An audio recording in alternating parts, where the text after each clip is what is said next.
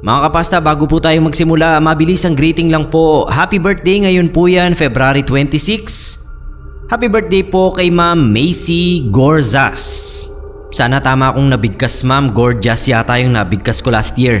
Pero happy birthday po kay Ma'am Macy Gorzas. Anyway, start na po tayo mga kapasta. Ako po si Ryan Cerneb, 31 years old. May asawa at isang anak. Share ko lang itong nangyari sa amin. Itago na lang natin sa pangalang Fiona, ang babaeng tampok sa kwento ko. Hindi niya ito tunay na pangalan. Bali si Fiona, tsismosang kapitbahay. Halos magkaedad lang kami. Matanda lang siya sa akin ng 1 taon. Pero yung pagiging tsismosa niya, akala mo nabuhay na ng sobrang tagal sa mundo. Lahat ng tsismis sa barangay namin dumadaan kay Fiona. Kaya rin ang dami niyang kaaway. Lahat ata ng zone sa barangay namin may matatagpuan kang kaaway ni Fiona. Hindi rin kasi nagpapatalo. Kahit alam naman niya na mali siya sa pangingialam sa buhay ng ibang tao, tuloy pa rin. Parang almusal niya na yung manira ng ibang tao.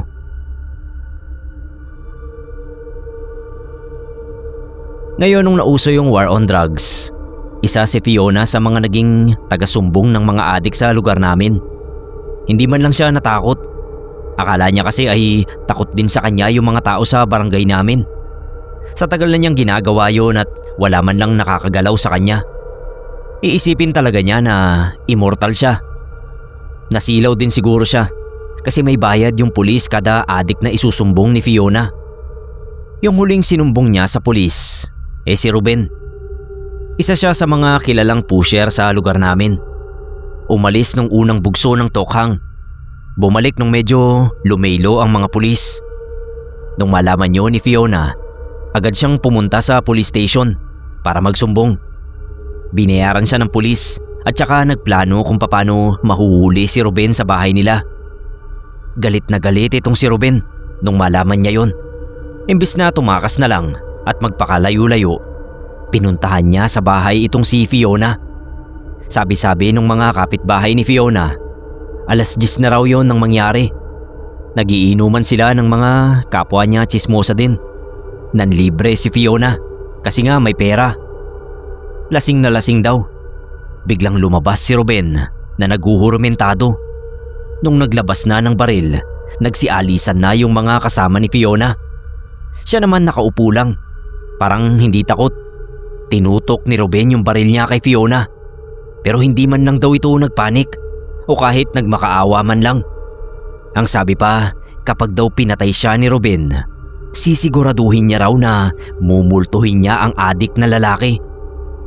Nung puntong yon, lumabas na rin ako sa bahay namin para tignan kung ano yung kaguluhan. Aktual ko talagang nakita nang barilin ni Ruben si Fiona sa ulo. Sabay takbo palayo. Hindi nahuli si Ruben nung gabing yon. Siyempre wala ring may gusto na magsumbong sa pulis. Sinugod pa sa ospital si Fiona pero wala na. Ngayon fast forward, mga pandemic days, 2021 ata yun. May pinuntahan akong inuman sa amin. Nagulat ako nang makita si Ruben. Nandoon siya. Sumaglit lang daw siya para bisitahin yung nanay niya. Sakto naman na may okasyon kaya nakiinuman na rin siya. Nung medyo lasing na, nagkwento siya sa amin. Totoo raw yung sinabi sa kanya ni Fiona. Halos gabi-gabi raw siyang dinadalaw nito sa kwarto. Hindi pinapatulog. Napansin ko nga na ang payat niya kumpara sa dati niyang itsura. Umiyak na si Ruben. Kahit daw tulog na siya ay si Fiona pa rin ang napapanaginipan niya. Gusto na nga raw niyang sumuko sa mga pulis. Pero alam niya na kahit sumuko siya ay hindi pa rin siya titigilan ng multo ni Fiona. Nabalitaan namin, nagpatiwakal daw si Ruben. Baril din sa ulo. Usap-usapan sa amin na yung kaluluwa raw ni Fiona ay nagpapakita pa rin sa ilang residente ng lugar namin. Biro pa nga ng ilan, baka raw nakikichismis pa rin.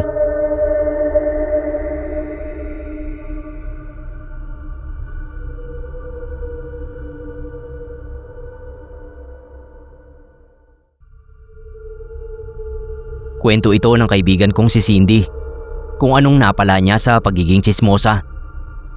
Magkababata kami ni Cindy. Pareho kami ng elementary school na pinasukan. Simula noon naging mag-best friend na kami at hindi na mahiwalay sa isa't isa. Lagi nga sa aming tinatanong ni Mama kung tomboy daw ba kami pareho kasi lagi raw kaming magkasama. Tapos pag naglalakad, holding hands pa. Natatawa na lang kami. Ganun lang talaga kami ka-close. Lahat ng problema ni Cindy sa akin niya kinukwento at ganoon din ako sa kanya. Umuupa lang si Cindy sa boarding house na malapit sa trabaho niya. Isang hapon, pumunta siya sa bahay namin. Ang sabi makikituloy daw muna siya ng ilang araw kasi umalis na siya doon sa boarding house na dati niyang inuupahan. Tinanong ko kung bakit. Ayaw pang umamin nung una. Kalaunan ay nagkwento rin sa akin. Merong bagong tenant na dumating. Gwapong lalaki. Matangkad. May pagka-chubby raw ito pero sapat lang daw para sabihing cute. Katabi lang ng kwarto ni Cindy ang kwarto nitong si Jason. Parang na love at first sight daw si Cindy. Pakilala nung lalaki, Jason nga ang pangalan niya. Masyadong masikreto daw itong si Jason. Lalabas lang kapag kailangang magluto o kaya maligo sa banyo. Lagi siyang nakakulong sa kwarto niya. Kahit weekends na wala namang trabaho. Ilang beses nang sinubukan ni Cindy na makipag-usap pero ang tipid daw lagi ng mga sagot niya. Halatang introvert na mas lalong nagpa-inlove kay Cindy kasi yun talaga ang mga tipo niya. Tahimik, pamisterious. Doon na nagsimulang mangalap si Cindy ng chismis. Kinulit niya yung landlord nila tungkol kay Jason. Kaso kahit yun ay wala ring maisagot ng maayos kay Cindy. Kahit nga raw edad nito o trabaho ay hindi nila alam. Susuko na sana si Cindy nang makita niya na merong maliit na butas sa likod ng cabinet niya. Yung butas na yon ay diretso doon sa kwarto ni Jason. Siyempre natukso siya. Medyo nilakihan niya yung butas at tuwing umuuwi si Jason, sumisilip din si Cindy para makita kung anong ginagawa niya sa kwarto. Alam naman daw ni Cindy na masama yung ginagawa niya. Kaso sobrang sabik siyang malaman ang maraming bagay tungkol kay Jason. Kaya paulit-ulit daw siyang sumisilip. Ang boring naman daw ng mga ginagawa nito. Madalas ay nakatutok lang sa cellphone o kaya naman nagbabasa ng libro. Pero isang beses, may nakita raw si Cindy na hindi normal. Gabi na raw yun. Kadarating lang din ni Cindy galing trabaho. Nung marinig niya yung pagbukas ng pinto ni Jason sa kabila, agad daw siyang dumiretso sa butas at tinignan kung anong gagawin niya. Akala niya magse-cellphone na naman. Pero hindi. Naghubad daw ito ng damit. Tapos tinuklap yung sariling balat mula ulo hanggang paa niya. Basta hindi niya balat yung suot-suot niyang yun. Yung gwapo at maputi niyang itsura ay hindi kanya. Ang totoong itsura niya ay maitim at napakapangit ng muka. Napaatras daw si Cindy nang makita niya yon at saka tumakbo palabas ng kwarto. Umuwi raw muna siya sa bahay ng katrabaho niya. Ang naging rason niya lang, nagkaproblema sa boarding house. Wala raw siyang pinagsabihan sa nakita niya sa kwarto ni Jason. Takot siyang baka walang maniwala. Ako lang daw ang pinagsabihan niya kasi may tiwala siya sa akin. Yun na nga yung araw na umuwi siya sa amin at nakituloy. Nabalitaan na lang daw ni Cindy na bigla na lang nawala itong si Jason sa may boarding house kahit may advance itong 2 buwan. Tapos sunod na araw, sa kalapit na bahay ay natagpo ang patay ang isang lalaki. Ang nakakapagtaka sa pagkamatay nito, tinanggalan daw ito ng balat. Nakita kong namutla si Cindy nang marinig niya yon. Sigurado daw siya na si Jason ang may gawa nun.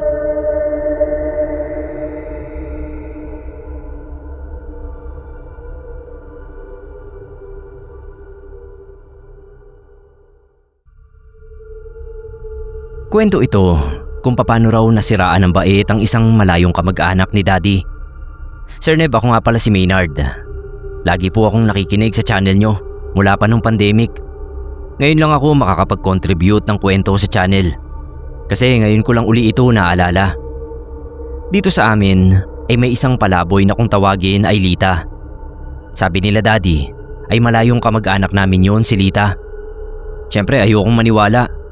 Kasi para na rin nilang sinabi na may lahi kaming baliw. Baliw nga kasi yung Lita.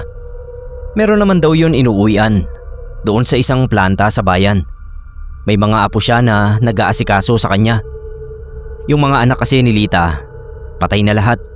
Tapos yung mga apo niya medyo may edad na rin nga. Ibig sabihin talagang matanda na, pero palaboy-laboy pa rin. Ilang beses na nga rin daw na DSWD yun si Lita. Pero tumatakas at umuuwi rito. Kapag naman daw kinukulong sa bahay, ay nagwawala at walang tigil sa kakasigaw. Kaya hinayaan na lang na lumaboy. Pero kinukuha pa rin nga siya ng mga apo niya para malinisan, mapakain ng maayos at maipagamot kapag may sakit. Ang angas nga sa lansangan na siya nakatira pero malakas pa rin. Samantalang yung mga anak niyang matino at nasa bahay nauna pa sa kanya. Sabi nila daddy, hindi naman daw talaga baliw si Lita. Matino ang pag-iisip niya noon at nagtatrabaho nga raw sa PLDT noon. Nagsimula lang siyang masiraan ng bait nung isang kakilala niya ang nagpakamatay. Bagay nga raw kay Lita na sa kumpanya ng telepono magtrabaho dahil saksakan daw yan ng tsismosa. Ultimo nga raw showbiz chismis ay hindi pinapalagpas. Kahit mga usapang bata updated siya. Noon naman daw hindi aware ang madla na pwede na palang kasuhan ng tsismosa. Away kapitbahay lang daw talaga ang nangyayari. At yang si Lita ay nakikipagsabunutan at sampalan pa raw kapag nahuhuli ng mga chinichismis niya. Hanggang sa may isa siyang chinismis na tawagin na lang nating Minda. Pinamalita raw ni Lita na yung bunsong anak ni Minda ay hindi anak ng kanyang mister. Parang totoo raw yata na iba nga ang ama noong bata, kaya nagkagulo ang mag-asawa. Basta ang naging ending ay nagpakamatay si Minda. Nilaslas ang magkabilang pulso. Ilang araw pa bago matuklasan ang bangkay ni Minda. Dahil sa kawayanan pa siya nagpakamatay. Nangamoy lang daw ang bangkay kaya nakita. Magmula noon ay naging praning si Lita. Hindi makatulog at laging alerto sa paligid. Sabi ay nakikita raw niya si Minda na duguan at gusto siyang isama sa hukay. Noong una akala raw ng mga tao ay nakukonsensya lang siya dahil siya yung punot dulo ng pagpapakamatay ni Minda. Pero may mga gabi raw na bigla na lang nagsisisigaw si Lita habang natutulog. Tapos para siyang may kaaway dahil suntok ng suntok at sipa ng sipa sa hangin. Kapag daw nagising na ay kinukwento niya na dinambahan siya ni Minda at sinasakal. Duguan daw si Minda. Tapos nahawakan pa niya yung dugo nito na napakalansa. At ayun nga, makikita na duguan ng mga kamay ni Lita kahit wala siyang sugat. Sinubukan pa raw tawasin si Lita para mapatahimik ang kaluluwa ni Minda. Pinasanib daw ang espiritu ng yumao at pinakiusapan na tigilan na si Lita. Pero hindi raw pumayag si Minda. Hinding-hindi raw niya bibigyan ng katahimikan si Lita. At tinupad nga yun ni Minda. Tuluyang nasiraan ng bait si Lita. Ayaw na ayaw niyang manatili sa bahay nila dahil naroroon daw si Minda. Nakikita niyang nagtatago sa ilalim ng hagdan at handang hilahin ang paa niya. O kaya raw ay nasa kisame at nakabitin ng patiwarik. Umaagos ang dugo sa leeg. Ngayon kapag nakikita ko sa lansangan si Lita, para lang siyang karaniwang palaboy. Hindi nagsasalita o ano. Pero kapag narinig niya yung pangalan ni Minda, bigla yang iiyak at tatakbo palayo. Madalas siyang pagtripan ng mga tricycle boys doon sa palengke at sinisigawan ng Minda. Takot na takot naman si Lita. Hinahayaan lang siya ng mga apo niya. Sabi kasi nila, mas gusto kasi ni Lita na malaya siyang makatakbo palayo kapag naririnig ang pangalan ni Minda. kesa yung nakakulong lang siya sa bahay na walang ibang mapupuntahan kapag minumulto na siya ng konsyensya niya.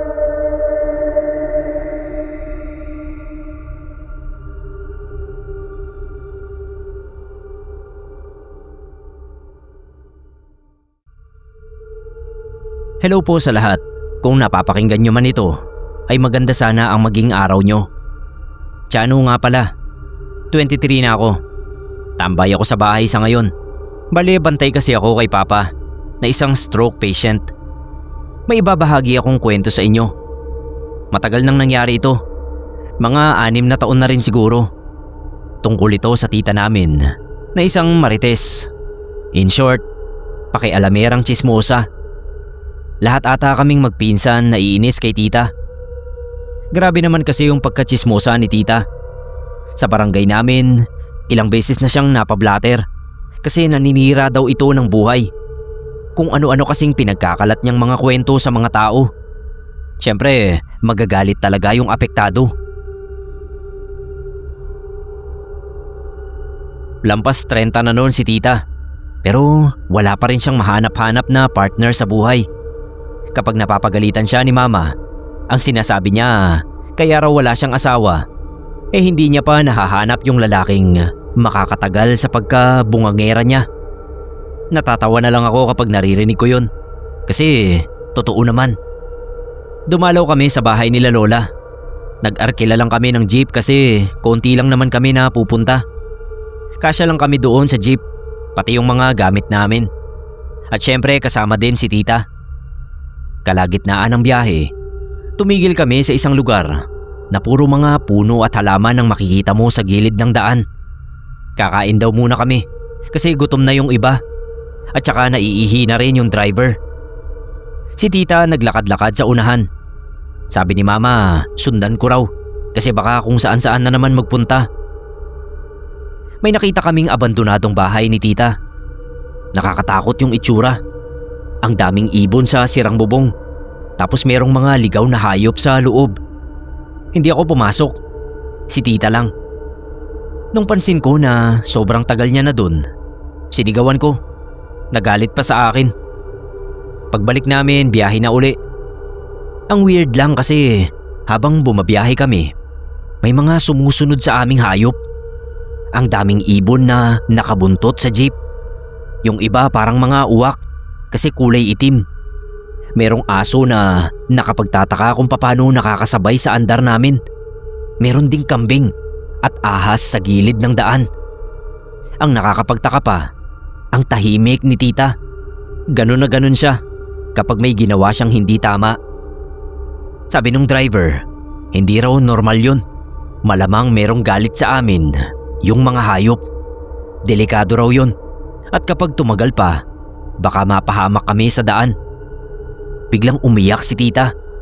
Hindi naman daw niya sinasadya. Tinanong namin kung anong sinasabi niya. Umamin din sa wakas. Pagpasok daw niya sa loob noong abandonadong bahay, meron daw mga gold coins sa sahig. Tapos sobrang kintab. Napapaibabawan ng mga daga at ipis. Binugaw niya yun. Tapos kumuha siya ng 3 gold coins. Napamura yung driver namin. Dapat daw ay hindi ginawa yun ni tita. Hindi raw pagmamay-ari ng tao ang ganoong klase ng ginto. Sigurado raw siya na ginto yun ng isang engkantong hayop. Bumalik kami. Sinamahan ng driver namin si tita sa loob ng bahay para ibalik yung gold coins. Ayaw pa nga ni tita kasi baka raw saktan siya ng mga hayop. Pero hindi naman nangyari. Humingi siya ng tawad at nag-alay ng pagkain. Buong biyahe hanggang sa nakarating kami sa bahay ni lola ay sobrang tahimik ni tita. Aral na yon para sa kanya. Kasi magmula nang mangyari yon, naging tahimik na ang tita ko. At sa wakas ay tinigilan na niya yung pagiging tsismosa.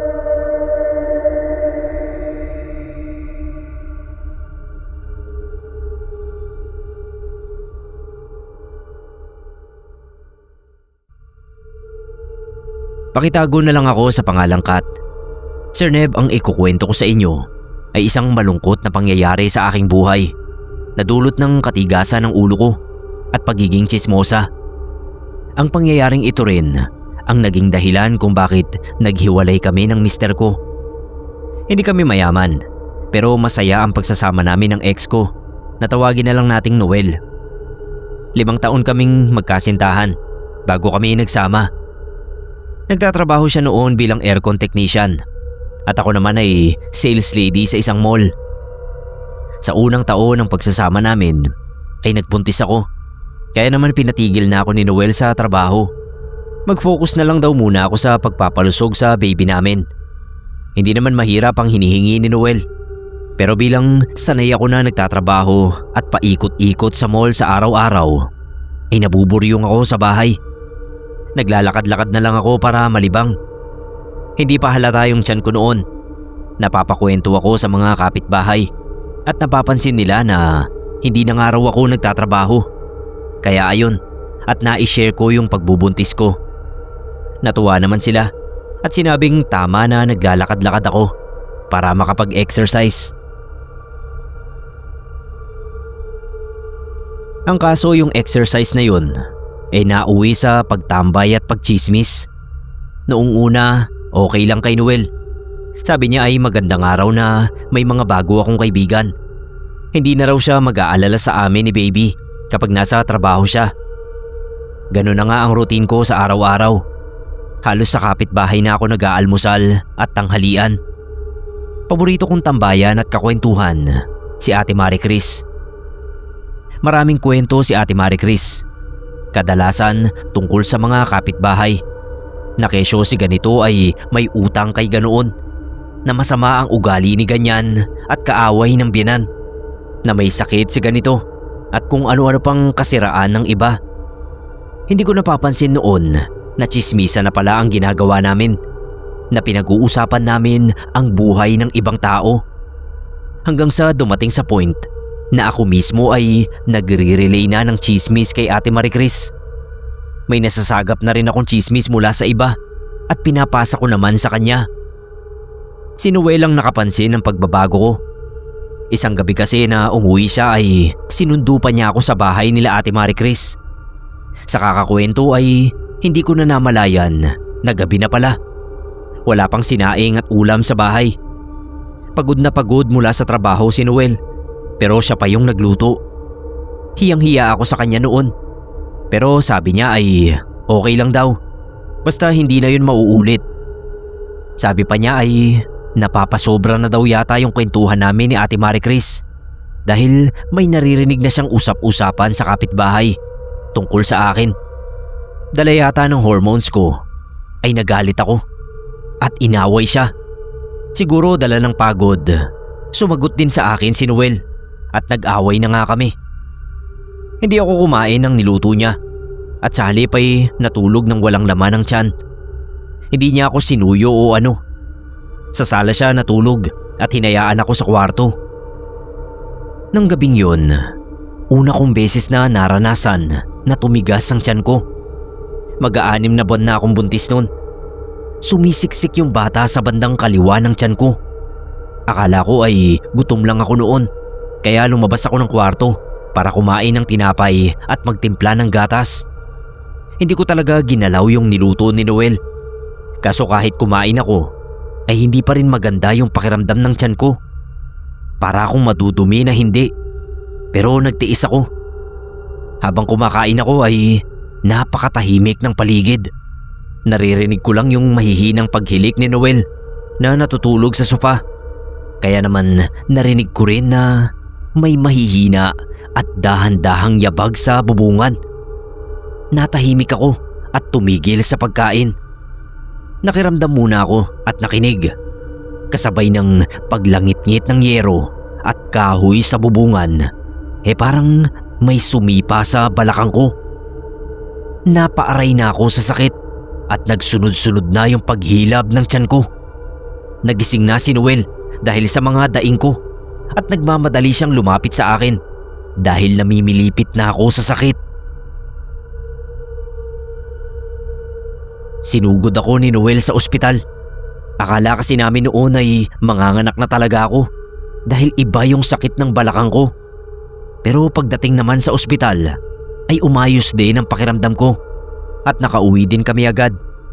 Medyo nagkasagutan uli kami ni Noel dahil sinisi niya ako kaya sumakit ang tiyan ko.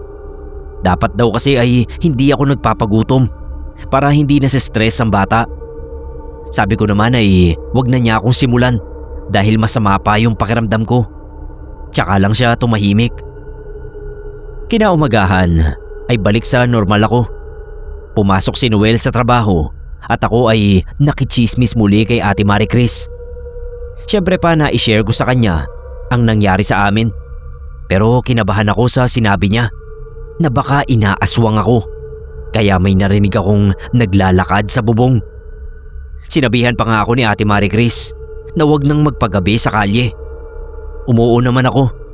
Kako uuwi ako bago lumubog ang araw at gusto ko rin namang magluto ng hapunan para naman hindi na magalit si Noel. Nagawa ko naman yun. Ilang araw ding maaga akong umuwi mula sa paggala sa kapitbahay. Kaso aminin ko na, naningas kugon ako. Wala pa yatang isang linggo ay hayon at sinundo na naman ako ni Noel sa kapitbahay. Hindi naman niya ako inaway. Pinagsabihan lang niya ako na sa susunod daw na gabihin na naman ako ay hahayaan na niya akong sa kapitbahay matulog. At nangyari na nga yun. Ginabi ako sa pakikipagkwentuhan kina Ate Marie Chris. Napasarap ang kwentuhan dahil may nag-away na kapitbahay sa amin dahil sa utang.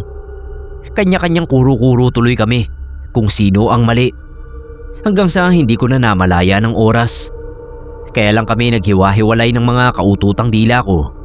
Dahil tinawag na ng asawa niya yung isa naming kausap. 9:00 na raw ng gabi.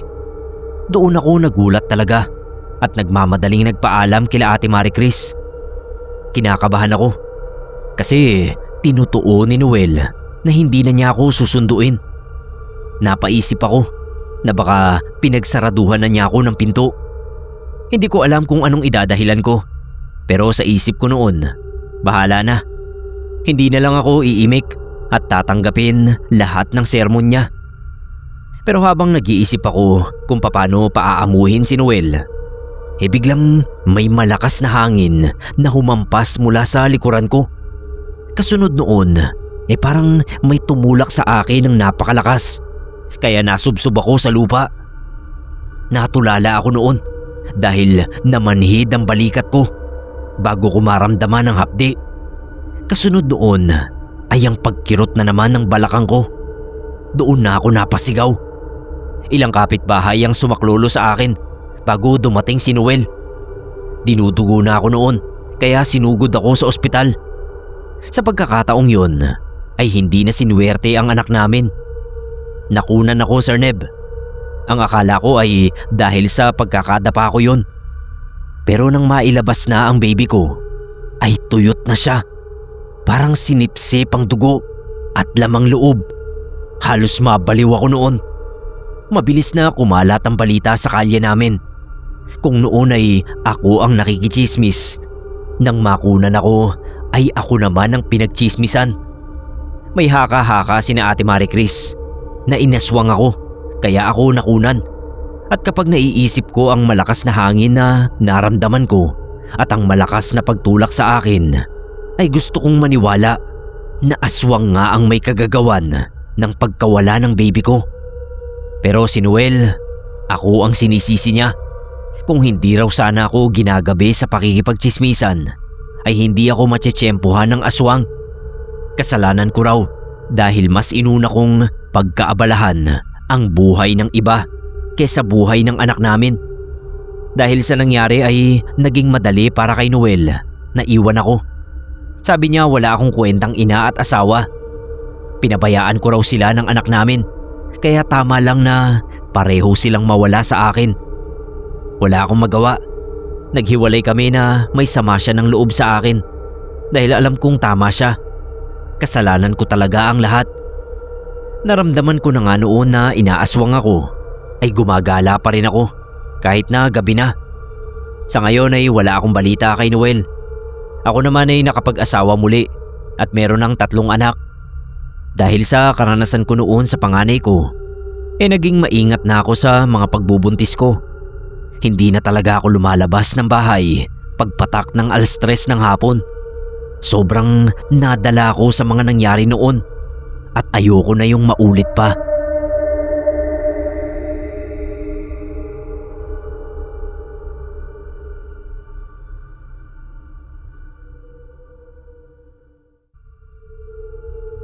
Kwento ito ng kaibigan kong tawagin na lang nating Reg. 29 na itong si Reg. Tubong probinsya, Bicolana.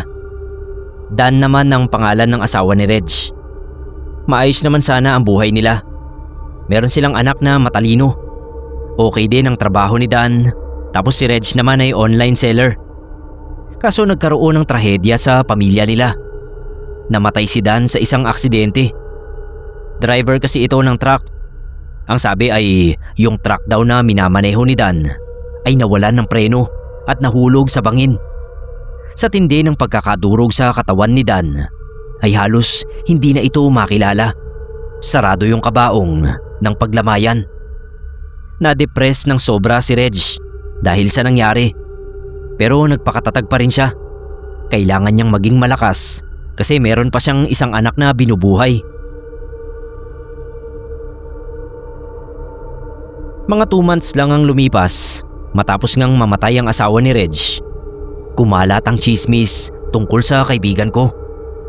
Kinulam daw nito ang sarili niyang asawa para makuha yung insurance sa kumpanyang pinagtatrabahuhan. Kumalat yun hanggang sa kabilang barangay. Ang sabi nila, marunong daw itong mangulam kasi nga taga-probinsya. Malamang daw ay bigla na lang umuwi si Reg. Dala yung pera pauwi sa tunay niyang pamilya doon sa probinsya. Galit na galit si Reg sa mga naririnig niya. Sino ba naman ang hindi magagalit? Kahit ako rin. Sisihin ka ba naman sa pagkamatay ng sarili mong asawa? Nung una hindi pinapansin ni Reg yung mga chismis sa kanya. Hinahayaan lang niya. Wala naman daw itong ambag sa buhay niya.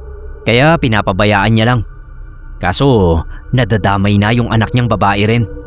Baka raw manahin nito ang pagiging mangkukulam na taglay ni Reg. Doon na hindi nakapagpigil si Reg. Kinausap niya ako.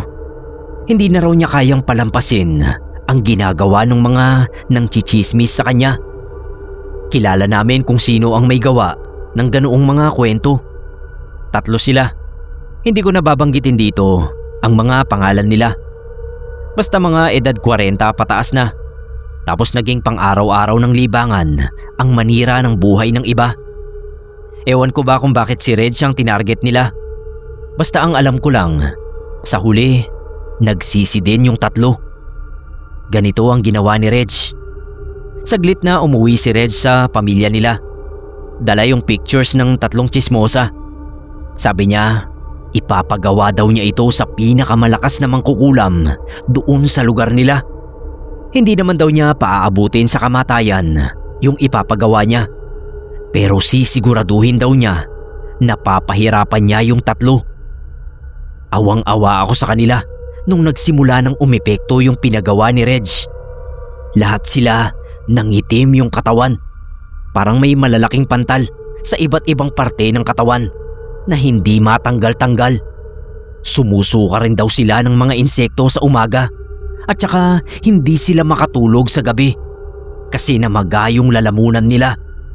Dahil din sa pamamaga, kaya hindi na sila nakakapagsalita pa. Nasa bahay ako nila Reg isang gabi. Nagkukwentuhan kami nang dumating yung 3 babae na yon sa labas ng bahay. Nagmamakaawa kay Reg. Alisin na raw nito yung sumpa sa kanila. Hindi na raw nila uulitin. Akala ko magagalit si Reg sa kanila. Pero sinabi lang niya na basta hindi na nila uulitin ay babawiin na rin daw niya yung kulam. Kinabukasan, tinawagan ni Reg yung pinsan niya sa probinsya at pinakansila yung kulam. Sa ngayon lumipat na ng ibang lugar si Reg. Nakahanap din siya ng mas maayos na trabaho. Okay daw doon sa bago nilang lugar kasi walang mga chismosa.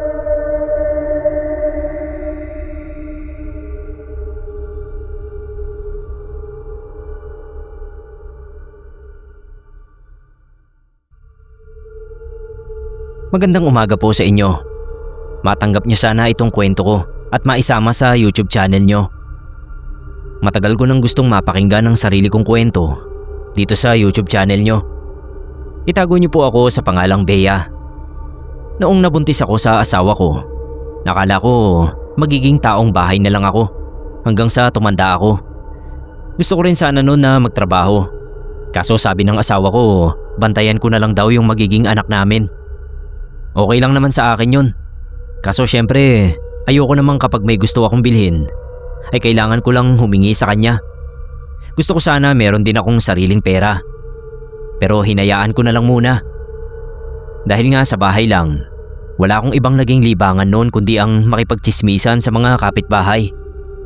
Oras na matapos ko na yung mga gawain, diretso na ako niyan sa chapel kung saan pwede kong masagap ang mga latest chismis. Yung iba alam ko naman na imbento lang ng mga malilikot ang isip. Yun ang naging routine ko bilang housewife. Chismis sa umaga, chismis uli sa gabi. Siyempre meron ding mga chismis tungkol sa kababalaghan. Ang madalas na mapagkamalang aswang sa amin ay si Manang Lydia. Sabi kasi noong isang lasinggero doon sa amin, naabutan daw niya yon isang beses si Manang Lydia. Doon sa gubat, nagpapahid ng langis sa katawan. Kumalat talaga yung chismis na yon.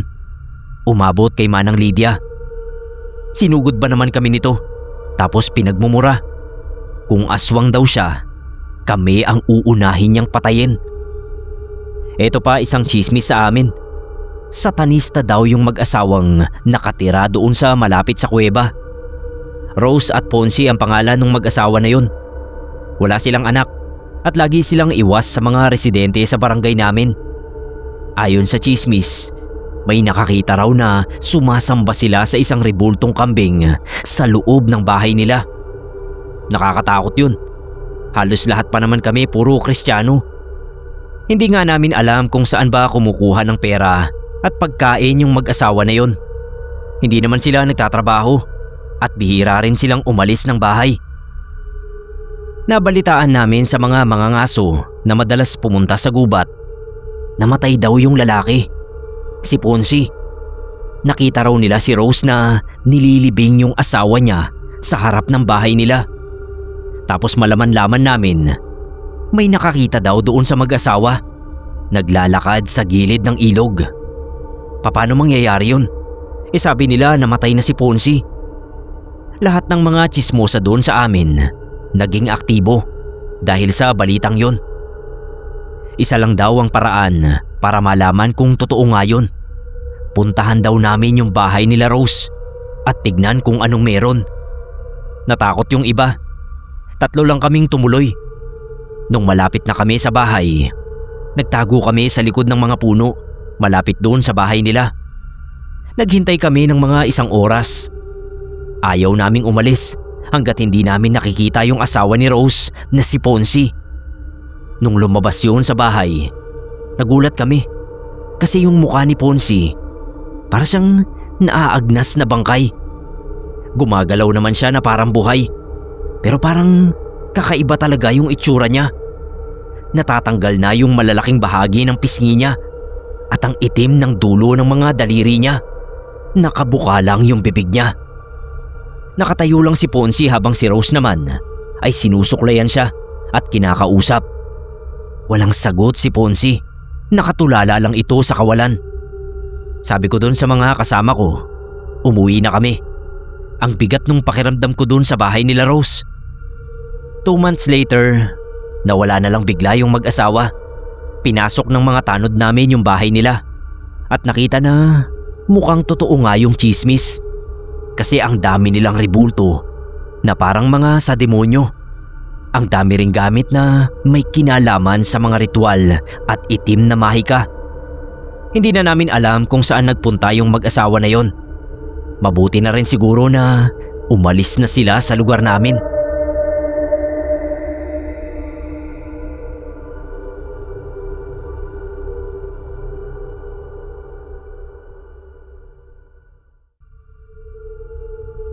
Magandang araw po, Sir Neb. Sana ay mabasa mo itong ibabahagi kong kwento. Ito po ay kwento ng pangyayari sa buhay ng aking tita. Humingi rin po ako ng pahintulot sa mga anak ni tita para ma-share ang kwentong ito. 15 years ago na po siguro ang nakakalipas nang mangyari ito. Nakatira kami noon sa bahay ng lola namin sa probinsya at kapitbahay naman namin si tita. Medyo liblib na yung lugar namin at magkakalayo rin yung mga bahay. Pero kung anong layo ng mga pagitan ng bahay, siya namang lapit sa pandinig ni tita ang mga chismis. Binansagan na nga si tita ng mga kapitbahay noon na reporter dahil kahit anong balita na nangyayari sa barangay namin ay alam niya. At ito rin ang dahilan kung bakit madalas ay sinusugod na siya ng mga kapitbahay dahil sa pagpapakalat ng maling impormasyon na nagdudulot ng away. Halos laman na nga si tita ng barangay hall. Ika nga ay totoo naman ang mga sinasabi niya at walang mali sa pagsasabi ng totoo. Binabahagi lang naman daw niya ang nakita at narinig niya.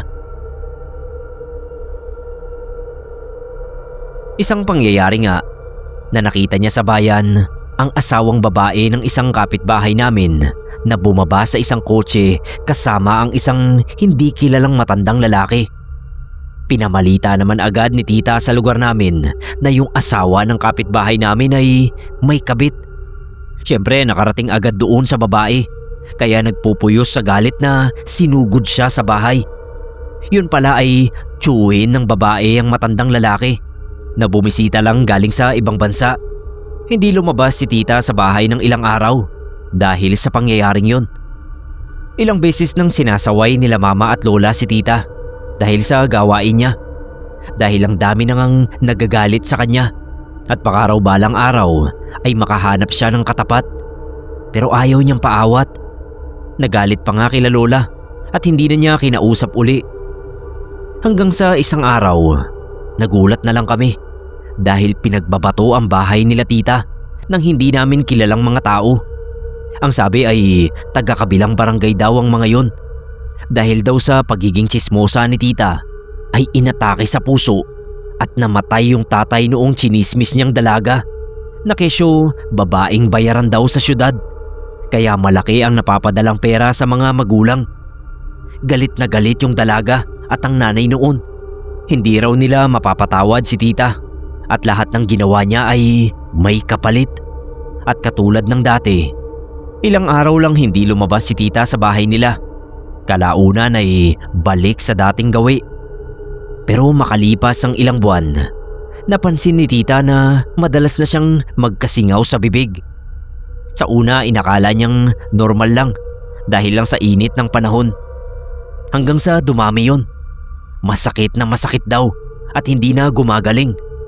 Kalaunan may mga butlig na ring nagsimulang lumabas sa iba't ibang parte ng katawan niya. Maliliit sa umpisa. May tubig sa loob at sobrang kati at hapdi daw. Mukhang bulutong tubig na malansa at namumula ang paligid. Nagpatingin siya sa doktor at binigyan ng gamot. Pero kahit ilang beses siyang magpa-check up at palitan ng reseta, hindi gumagaling yung mga sugat. Sa halip nga ay lalo pa yung dumadami. Dumating sa punto na nahihirapan na siyang matulog dahil sa sakit at pangangati. Dahil wala nang makita na solusyon, dinala rin siya sa isang albularyo. Doon sinabi na kinukulam daw siya. Ayon sa albularyo, sobrang tindi raw ng galit sa kanya ng gumawa noon at hindi makita sa tawas kung sino. Posible raw na ang ginamit sa kanya ay hindi pangkaraniwang uri ng pamamarusa. At isang araw nga ay hindi na rin kami nagulat nang malaman na lang namin na hindi na kinaya ni tita ang nararamdaman niya. Natagpuan na lang siya sa loob ng bahay. Nagbigti. Nakaihi na raw kaya hindi na umabot sa ospital. Noong lamay ni tita, halos walang dumalaw. Kami-kami lang na kamag-anak ang naroon. Habang nakaupo kami sa labas, napansin ko na may dumaan sa tapat ng bahay. Sila yung mag-ina na dating chinismis ng tita ko. Yung dalagang sinabihang babaeng bayaran daw sa syudad. Hindi sila pumasok. Dumaan lang sila sa harap. Saglit na tumingin sa loob. Tapos nagpatuloy lang sa paglalakad. Walang sinabi. Walang reaksyon. Nagkatinginan na lang kami ng iba kong tito, tita at mga pinsan. Sa pamilya namin ay isang open secret na hinihinala naming ang mag-inang yun ang kumulam o nagpakulam kay tita. Huli na rin ang lahat ng maisip namin yon. Kaya sabi ng mga nakakatanda ay maaaring tama ang aming kutob. Pero wala na sa isip namin o ng mga anak ni tita ang gumanti. Aminin man namin o hindi, si tita rin naman ang nagdala sa sarili niyang hukay.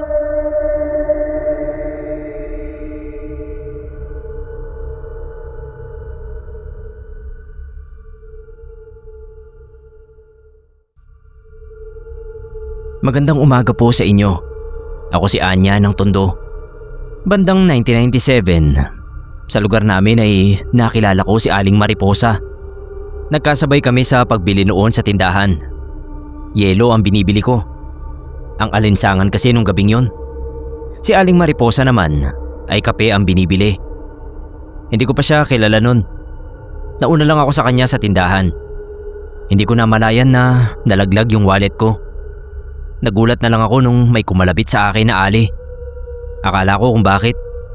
Inaabot pala sa akin yung wallet ko. Nalaglag daw. Nagpasalamat naman ako.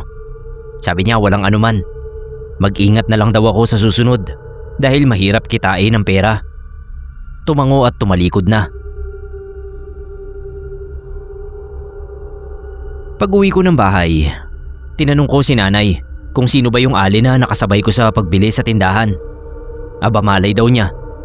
Tinanong niya ako kung anong itsura. Nung ma-describe ko sa kanya ay tsaka niya nakilala. Si Aling Mariposa daw siguro ang tinutukoy ko. Bakit ko raw ba naitanong? Sinabi ko na buti nakita niyang nalaglag yung wallet ko. Kung hindi baka nawala na. Doon pa naman nakalagay yung unang sahod ko. Bago pa lang ako sa trabaho noon sa Lorenzana. Natuwa naman si nanay na sinuli sa akin yun ni Aling Mariposa. Inusisa ko pa si nanay. Sino ba ako yung Aling Mariposa? Bakit hindi ko siya kilala? Kilala ko naman halos ng mga tao sa barangay namin. Ayon kay nanay, magdadalawang linggo pa lang yata si Aling Mariposa sa lugar namin. Pero taga-kabilang barangay lang daw naman yan. May 3 buwan na rin niyang kilala dahil nakakarating siya sa kabilang barangay sa paglalako ng suman. Mabait naman daw yun. Pero sabi ng mga kapitbahay ay tsismosa, kaya wag daw akong magtitiwala. Tapos noon nakalimutan ko na si Aling Mariposa. Natuon na yung atensyon ko sa trabaho. Pero may mga pagkakataon naman na nakakasalubong ko siya sa daan o kaya ay nakatambay sa tindahan. Lagi niya akong nginingitian, kaya nginingitian ko rin. Nabalitaan ko mula sa nanay ko na marami na palang kabaitan si Aling Mariposa sa lugar namin. Wala raw trabaho, kaya laging nakatambay at halos lahat ng tao binabati. Nagtataka ako kay nanay kung bakit parang problemado siya sa pagiging malapit ni Aling Mariposa sa mga tao. Nakakunot yung noo niya eh. Biniro ko tuloy siya. Sabi ko, edi makipaglapit na rin siya. Kabaitan din naman daw niya, pero hindi niya maintindihan kung bakit pag magkausap sila, parang ang bigat ng enerhiya sa paligid. Parang may kakaiba na hindi niya matukoy kung ano. Basta negatibo. Hindi ko na lang pinansin ang sinabi ni nanay. Pero alam ko pag si nanay ang nagsalita, laging may katotohanan.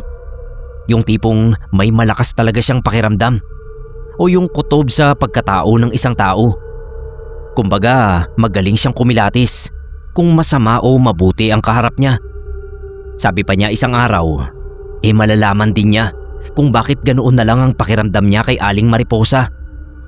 Ako tuloy, nung makita ko uli si Aling Mariposa na nakatambay sa tindahan at nakikipagtsismisan, napaisip ako kung bakit kaya naghihinala si nanay sa kanya ng hindi maganda.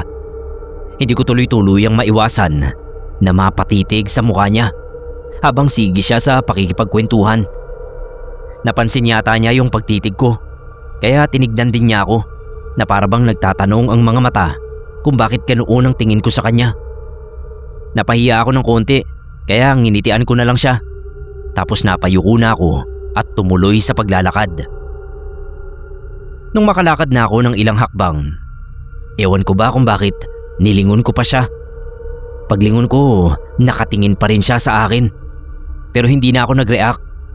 Dumiretso na ako sa paglalakad hanggang sa sakayan ng tricycle. Hindi ko nga maintindihan kung bakit kahit nagtatrabaho na ako, nasa isip ko pa rin yung mga tingin ni Aling Mariposa. Pero naisip ko rin naman, ako ang naunang tumitig sa kanya. Kaya siguro ganoon ang tingin niya sa akin. Baka naguguluhan din siya at iniisip kung bakit ko siya tinitignan ng ganon. Isang gabi nagkagulo sa lugar namin sa Tondo. Ayoko sanang bumangon pero napilitan ako. Kasi si nanay lumabas pa talaga. Nakiusyoso sa harap ng bahay namin. Kausap niya si Aling Mariposa. Narinig ko yung sabi ni Aling Mariposa. May namataan daw na tiktik sa bubungan ng buntis naming kapitbahay. Kaya naglabasa ng mga tao. Tapos yung buntis ay sumakit ng todo ang tiyan. Sinugod na ng asawa sa ospital. Si Aling Mariposa lang ang panay salita. Si nanay nakatingin lang sa kanya. Ako naman nang lapitan ko sila, napansin ko yung dugo sa kaliwang braso ni Aling Mariposa. Hindi ko napigilan ang sarili ko na tanungin kung bakit siya may dugo sa braso. Sabi niya sumabit sa alambre na nakausli sa gate ng inuupahan niyang bahay. Hindi niya raw napansin na nagdurugo pala. Nagkatinginan kami ni nanay.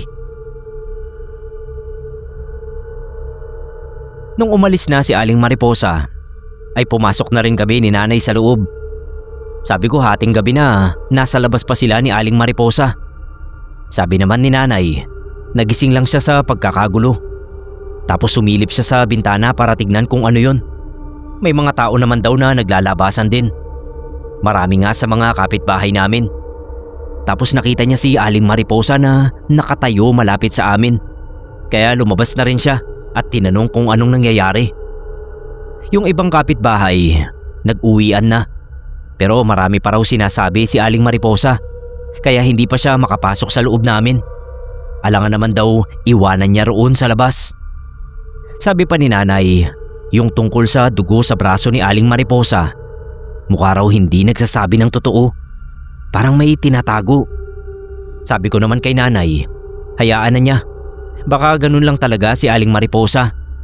Sa pagkatsismosa nun, tingin ko hindi yun makakatiis na magtago ng sikreto.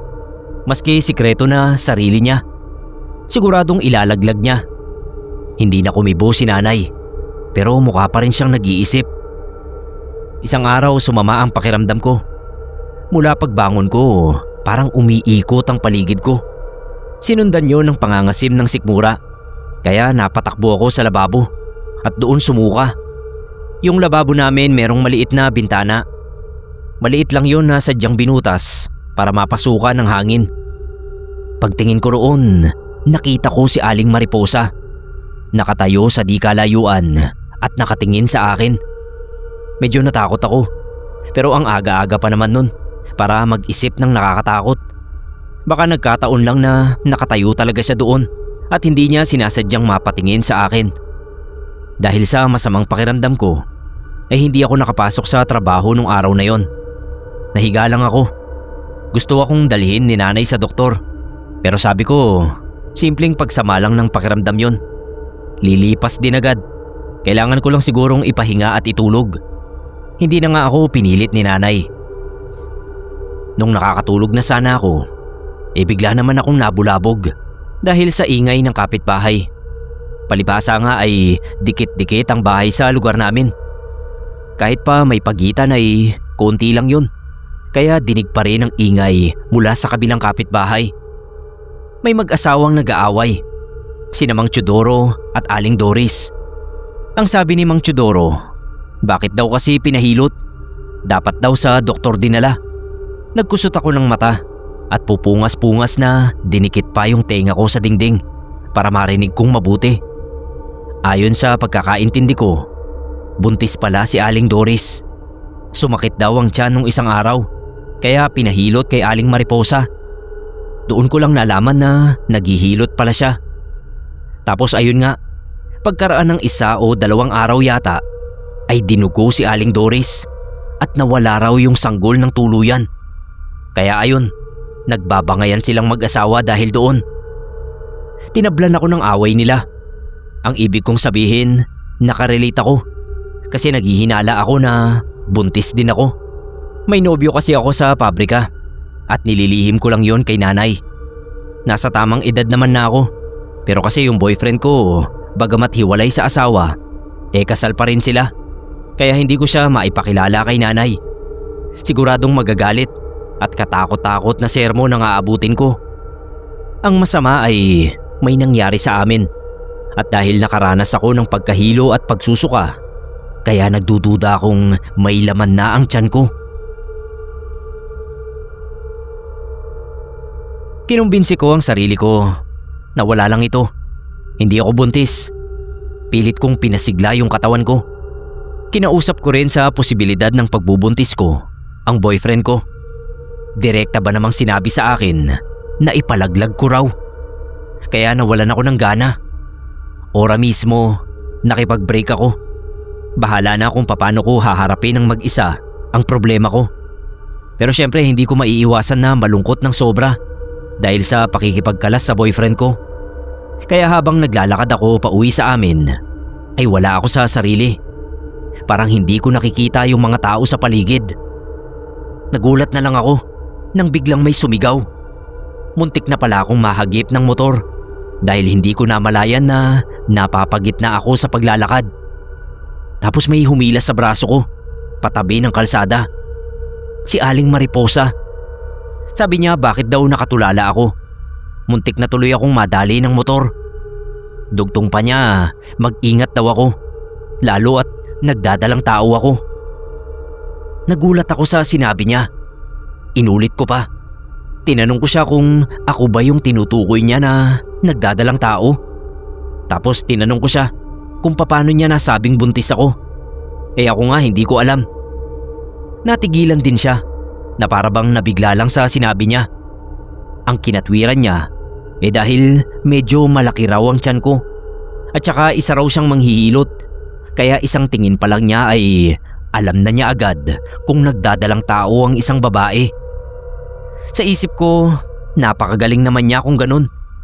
Una ay hindi naman malaki ang tiyan ko. Pangalawa, kung sakaling buntis ako, baka mga 1 o 2 buwan pa lang. Kaya alam ko na wala pa siyang makikitang palatandaan sa akin. Tinalikuran ko si Aling Mariposa kahit 2 beses na siyang nakagawa ng mabuti sa akin. Nung sinuli niya yung nahulog kong wallet at ito nga na niligtas niya ako sa tiyak na kapahamakan. Pero hindi ko pa rin nagustuhan ang duda niya. Nagtataka kasi ako talaga sa kanya. Nakuha ko pa nga na lingunin siya. Nandoon pa rin siya sa kinatatayuan niya at nakasunod ng tingin sa akin. Nagdalawang isip ako na ikwento kay nanay ang nangyari. Kasi malalaman na niya ang pinagdadaanan ko kapag sinabi ko yon. Gusto ko munang pag-isipan. Kaso kinabukasan pag uwi ko uli galing trabaho, dinatnan ko si nanay na seryoso ang muka. Sabi niya sabihin ko na raw kung anong nililihim ko sa kanya. Lumakas ang kabog ng dibdib ko. Nung una bala ko pang itanggi. Sabi ko wala naman akong nililihim. Pero bigla siyang nagtaas ng boses at sabi ay sa ibang tao pa niya nalaman. Naisip ko agad si Aling Mariposa na siya ang nagchismis sa kanya. Hindi ako makaimik. Hindi ko alam ang sasabihin ko. Tama nga ang hinala ko. Sabi raw ni Aling Mariposa kay nanay ay muntik na akong masagasaan ng motor. Kaya sinabihan siya na pagdoblehin ako ng pag-iingat dahil sa dinadala ko. Napayuko na lang ako. Hindi ko napigilan ang sarili ko na maiyak. Si nanay nang makita niya ang pag-iyak ko ay medyo kumalma at sa mahinang boses ay sinabi na lang sa akin na kailangan kong ikwento sa kanya ang lahat ng mga nangyayari sa akin at ang mismong kalagayan ko ngayon. Binigyan niya ako ng oras na ituloy ang pag-iyak ko at nang kalmado na ako ay tsaka ako unti-unting sinabi sa kanya ang punot dulo ng problema ko at ang posibilidad ng pagdadalang tao ko. Napaiyak din si nanay. Para sa kanya, napakabata pa raw ng edad ko para sa ganoong problema. Pero kailangan naming harapin. Hindi raw niya ako pababayaan. Ang pinagtataka lang naming pareho ay kung paano raw nalaman ng tsismosang si Aling Mariposa na buntis ako. Kung totoo man. Lalo pa tuloy nadagdaga ng masamang kutob ni nanay sa kanya. Nung gabi ring yun, para raw hindi na kami manghula, ay pinagpiti niya ako. Hindi ko maintindihan ang pakiramdam nang makita ko yung dalawang guhit na pula sa maliit na puting bagay na yon. Dahil na siguro na namin na may laman nga ang tiyan ko, kaya kinabukasan hindi muna ako pinapasok ni nanay sa trabaho. Dinala niya ako sa center para malaman namin ang lagay ng pinagbubuntis ko. Nadaanan namin si Aling Mariposa sa tindahan na nakikipagtsismisan na naman. Nung makita niya kami, ay kinawayan pa niya si nanay. Ngumiti lang si nanay, tapos dumiretso na kami ng lakad.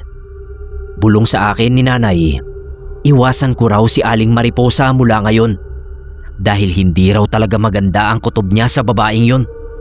Kailangan ko raw maging maingat sa lahat ng pagkakataon dahil hindi na lang sarili ko ang iisipin ko, kundi pati na rin yung anak ko.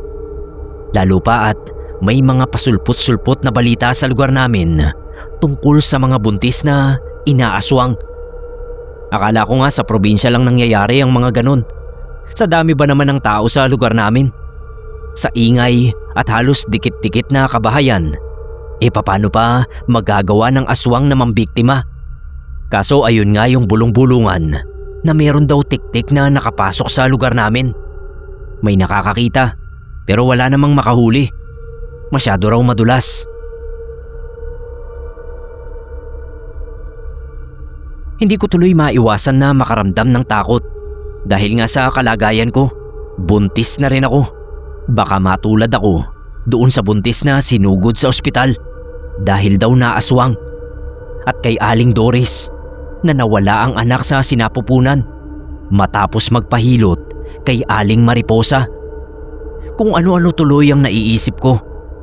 Si nanay naman sobrang alerto. Lahat ng pwedeng daanan gaya ng pintuan at bintana ay sinabitan ng bawang.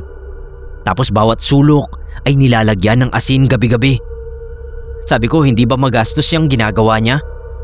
Sagot naman ay mura lang daw ang bawang at asin kumpara naman sa buhay ng apo niya at buhay ko na rin. Bukod doon, naglagay din ng walis tingting si nanay sa pinto at palaspas naman sa bintana namin. Hindi ko na lang kinontra ang mga paniniwala ng nanay ko na ayon sa kanya ay pangontra sa aswang. Kahit daw wala kami sa probinsya ay kailangan naming masiguro dahil baka nga totoo ang mga kumakalat na balita na may tiktik sa lugar namin. Tapos saglit siyang natigilan at sabi ay naghihinala siya na baka si Aling Mariposa yon dahil siya lang daw ang alam niyang dayo sa lugar. Ang sabi ko naman, malay niya kung may iba pang dayo. Ang laki ba naman ng tondo? At papano kung hindi pala nakatira sa lugar namin ng tiktik? Baka sa kabilang barangay o ano? Basta raw. Ganoon ang nanay ko. Pinaninindigan talaga kung ano ang kutob niya. Sa bawat pagpasok ko sa trabaho, kada lalabas ako ng bahay at uuwi, ay hindi maaaring hindi ko makikita si Aling Mariposa sa paligid. Kundi nakatambay sa tindahan malapit sa amin ay sa kung kani-kaninong pintuan ng mga kapitbahay namin. Nakatayo at nakikipagtsismisan. Nalaman na nga ng lahat ng kapitbahay namin na buntis ako kahit hindi pa halata ang tiyan ko. Malamang si Aling Mariposa ang nagkalat. Alangan namang itsismis ako ng sarili kong ina. Dahil buntis ako, kaya si nanay ay nagpasyang sa tabi ko muna matulog. Naglagay pa siya ng patalim sa ilalim ng unan niya para kung sakali daw na pagbalakan ako ng tiktik ay hindi makakaporma sa kanya. Manok pa namang matulog si nanay. Yung tipong may konting kaluskos ay nagigising agad. Kaya naman naging kampante ako. Naiilang talaga ako pag mag-isa kong nakakasalubong si Aling Mariposa. Daig pa kasi niya yung tanod ng barangay. Kung saan-saan ko siya nakikita. Baka alam na niya ang buhay ng lahat ng taga sa amin. O baka sinasadya niyang alamin para malaman din niya kung sino ang sunod niyang tatargetin kung sakaling totoo nga ang hinala sa kanya ni nanay na isa siyang tiktik. Literal na humahaba ang dila. Hindi lang sa pagiging tsismosa, kundi sa pagkuha sa mga walang muwang na sanggol mula sa tiyan ng mga buntis. Naging maingat naman ako nung mga sumunod na buwan at hindi ko talaga hinayaan na makalapit sa akin si Aling Mariposa kahit wala naman kaming ebidensya ni nanay na siya nga ang tiktik. Mas mabuti na raw yung sigurado kami sa kaligtasan ng baby ko. Hanggang nung maglilimang buwan na ang tiyan ko, bigla akong nagising sa kalagitnaan ng gabi dahil sa pagsakit ng tiyan ko. Init na init pa yung pakiramdam ko kahit may electric fan naman. Dalawa pa nga eh. Bumangon si nanay para ikuha ako ng tubig. Nung makainom na ako, medyo nabawasan yung init na nararamdaman ko. Pero hindi ang pananakit ng tiyan. Pareho kaming nag-alala ni nanay kasi kung kailan naman hating gabi. Ang ginawa niya, kumuha ng pamahid at pinahiran pansamantala. Tapos sabi niya lalabas siya at maghahanap ng tricycle para masakyan namin papunta sa ospital.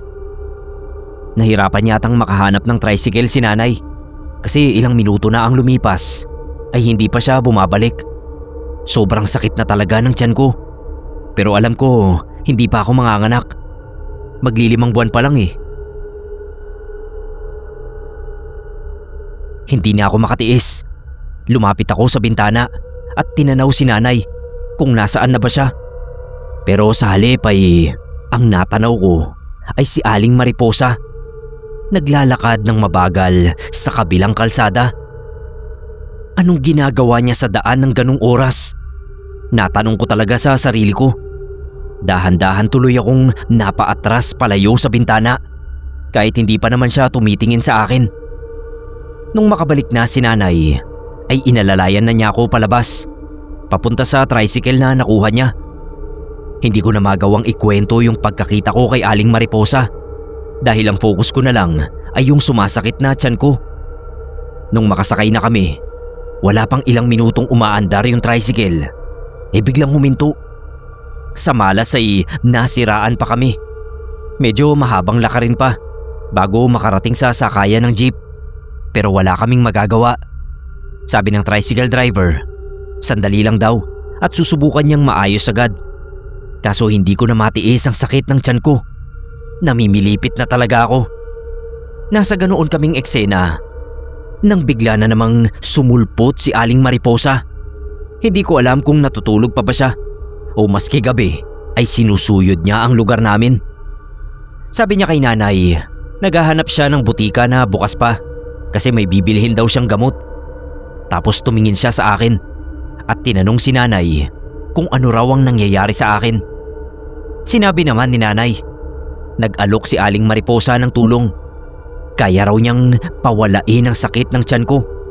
Kung gusto raw ni nanay ay sumama kami sa inuupahan niyang bahay at doon ako gagamutin. Bigla kong naalala yung kapitbahay namin na si Aling Doris na nagpahilot sa kanya. Tapos ay nawala yung sanggol sa sinapupunan.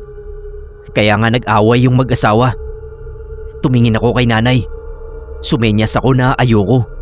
Kaya sabi ni nanay kay Aling Mariposa ay wag na. Eto namang si Aling Mariposa, aba, nagpupumilit. May alam daw siya, marunong daw siya. Kailangan lang daw namin na magtiwala sa kanya. Nung akmang hahawakan na niya ang tiyan ko, ay iniiwas ko. Buti na lang at biglang nagsalita yung tricycle driver. Okay na raw. Naayos na niya ang tricycle. Kaya sumakay na uli kami ni nanay. Si Aling Mariposa, naiwang nakatingin pa rin sa amin. Sa ospital nalaman ko na humina pala ang kapit ng baby. Kaya niresetahan ako ng kailangan kong inumin. Naibsan naman ang pananakit ng tiyan ko kahit papano. Hindi ako na-confine. Pasalamat ako sa Diyos at hindi ako nakunan. Nung pauwi na kami ni nanay, ay nag-tricycle uli kami. Pagdating namin sa bahay, ay may nakadapang malaking ibon sa bubong namin. Hindi pa nakakaalis yung tricycle driver, kaya nakita rin niya. Sabi niya siya na ang bahala.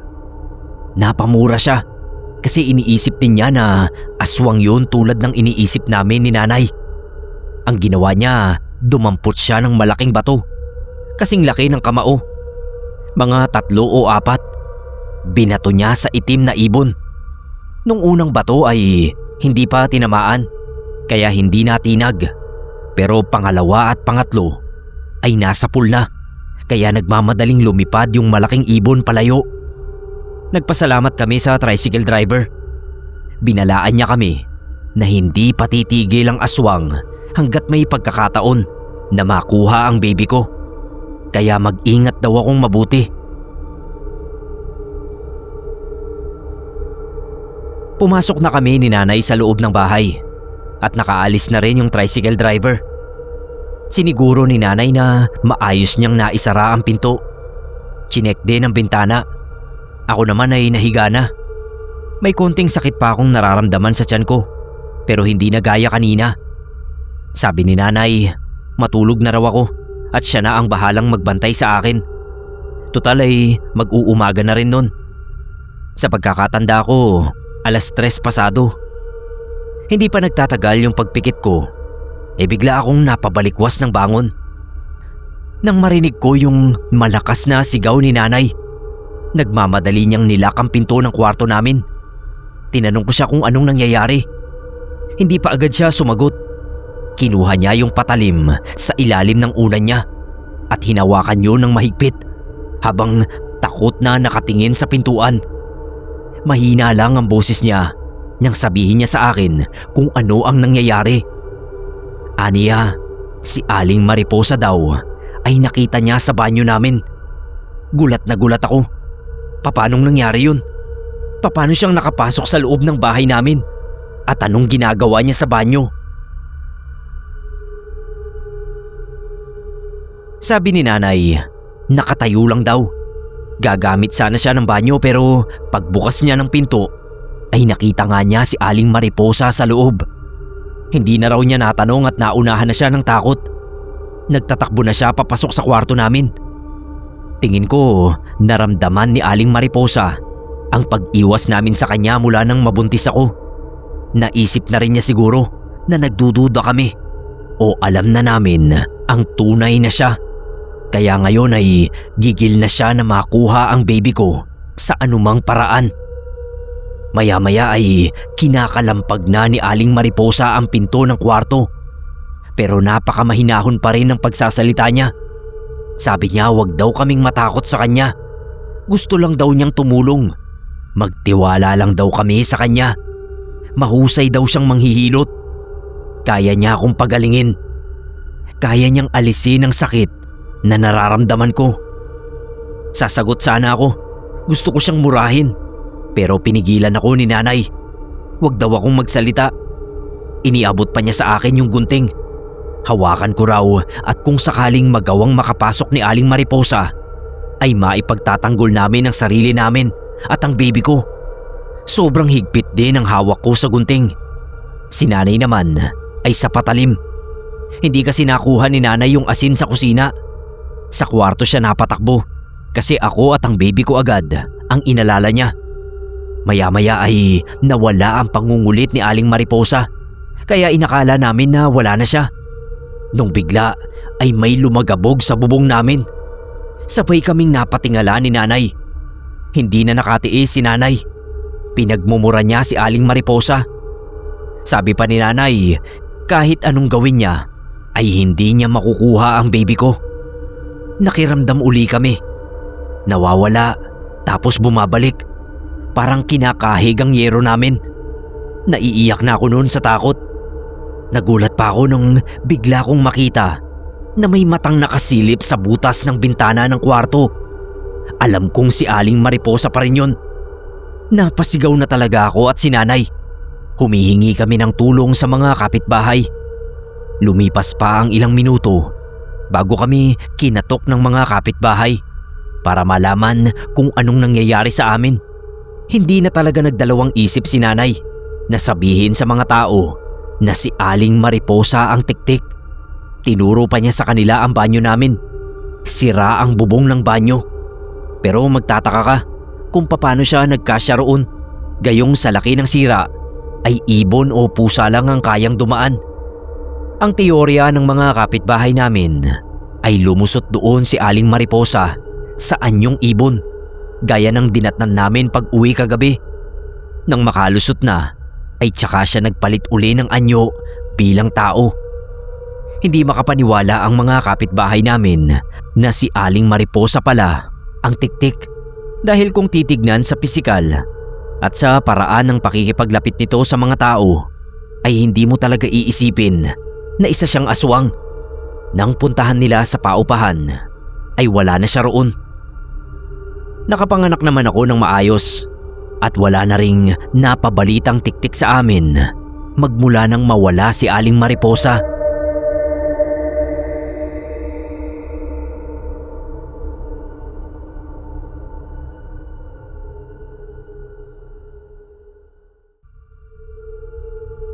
Magandang araw, Sir Neb.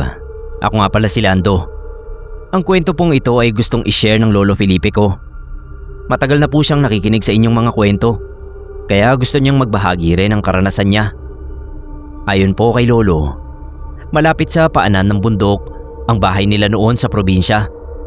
Kakaunti pa lang daw ang mga tao noon sa baryo nila, kaya medyo tahimik. Pero minsan daw, may bago silang naging kapitbahay na nagpabago sa tahimik na lugar nila. Tawagin na lang natin siya sa pangalang Saling. Sabi ni Lolo, parang nasa edad 70 na si Saling, pero napaka-aktibo pa rin daw. Kahit mag-isa lang siya sa maliit na kubo ay marami pa rin kayang gawin. Sa pagkakatanda raw ni Lolo, matandang dalaga itong si Saling. Noong unang mga araw daw ng matandang babae sa baryo, hindi raw yun masyadong lumalabas. Pero kalaunan ay naging palabati na rin at kung saan saang baryo na nakakarating para lang makipagkwentuhan. Naging malapit din daw ang nanay ni Lolo sa matandang babae, kaya tumatambay na rin sa bahay nila si Saling. Kalaunan, ang pagiging makwento ni Saling ay kinainisan na sa baryo. Kumbaga sa salita natin ngayon ay sobrang marites. Kapag nakarinig lang daw yon ng kwento kung kanino, ay kung kani-kanino na rin kinakalat. Madalas ay mali-mali pa ang sinasabi dahil may pagkabingi at nag-uulyanin na. At ginagamit naman ni Saling ang kondisyon na yun sa tuwing may kokompronta sa kanya. Sabi naman ay matanda na siya at nag-uulyanin, kaya pagpasensyahan na lang. Kaya sa tuwing may kumakalat na chismis galing sa kanya, walang magawa ang mga tao sa kanya kundi ang magpasensya. May isang pagkakataon pa raw na pinagkalat ni Saling na yung isang kapitbahay nilang matanda na tawagin nating Ramon ay isang aswang, dahil napansin daw niya na sa tuwing may makikita itong buntis na mapapadaan sa tapat ng bahay nila ay maglalaway at madalas nakatitig sa tiyan ng buntis. Kaya rin daw siguro hindi rin ito palalabas ng bahay. Naging maingay sa baryo ang chismis na yon, lalo na raw ng makailang araw ay nagulantang ang lahat nang magsisigaw yung isang buntis na kapitbahay. Meron daw aswang sa kanilang bubong. At nang gabing yun din ay nakuna ng babae. Dahil sa insidenteng yun, naniwala ang mga tao sa kinakalat ni Saling na si Ramon nga ay isang tunay na aswang. Na siya namang kinagalit ng mga anak ni Ramon. Depensa nila, papanong magiging aswang ang tatay nila? Gayong bukod sa hindi na nga makalakad, ay bulag pa ito. At kaya raw ito naglalaway ay dahil hindi na ito nakakakain ng maayos. Bakit daw ang bilis maniwala ng magkakapitbahay sa isang bagong salta? Humingi naman ng dispensa si Saling sa pangyayaring yon. Sabi niya ay siya ay matanda na at kung ano-ano na ang nasasabi. As usual, hinayaan na lang siya ng mga anak ni Ramon at pinagpasensyahan para lang hindi na lumaki pa ang gulo. Pero makalipas ang pangyayaring yon, naging laman ng mga kwento-kwento na marami raw buntis ang nakukunan dahil sa aswang. Aktibong-aktibo sa chismis na yon si Saling. Sinabihan pa raw nito ang nanay ni Lolo na mag-iingat, lalo na sa gabi, dahil buntis ang nanay ni Lolo sa mga panahon na yon. Isang gabi habang natutulog sila Lolo, bigla raw sumakit ang tiyan ng nanay nila. Sobrang init na init daw ang pakiramdam. Binuksan ng tatay ni Lolo yung gasera at nagulat na lang siya sa nakita niyang parang isang mahabang tela o sinulid na nakatutok sa tiyan ng nanay ni Lolo. Nagmumula raw yon sa bubong. Dahil sa mga naririnig na kwento nga tungkol sa aswang, ay alerto ang tatay ni Lolo. Kinuha raw agad yung itak na katabi sa higaan at winasiwas sa nakalawit na sa kutob nila ay dila ng aswang. Hindi raw naputol yun dahil sa kalambutan, pero nasugatan naman na siguradong iindahin ng may-ari. Kinaumagahan, napansin daw ng nanay ni Lolo si Saling. Balot na balot at maraming bitbit na gamit. Parang nagmamadaling umalis, kaya tinawag muna raw. Saglit na humarap si Saling na may takip sa bibig at nanlilisik ang mga mata, tsaka nagmamadaling lumayo. Simula raw noon ay hindi na nila nakita si Saling, pero nag-iwan naman ito ng chismis o haka-haka sa mga tao na siya mismo ang aswang sa baryo. Kaya raw may takip ito sa bibig ay dahil siya ang nataga ng tatay ni Lolo ng gabi na aswangin sila.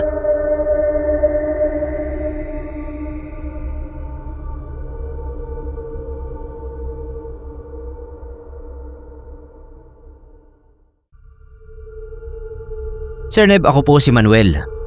Nang mangyari ang kwentong ito, 2 taon na kaming nagsasama ng karelasyon ko na si Erlyn.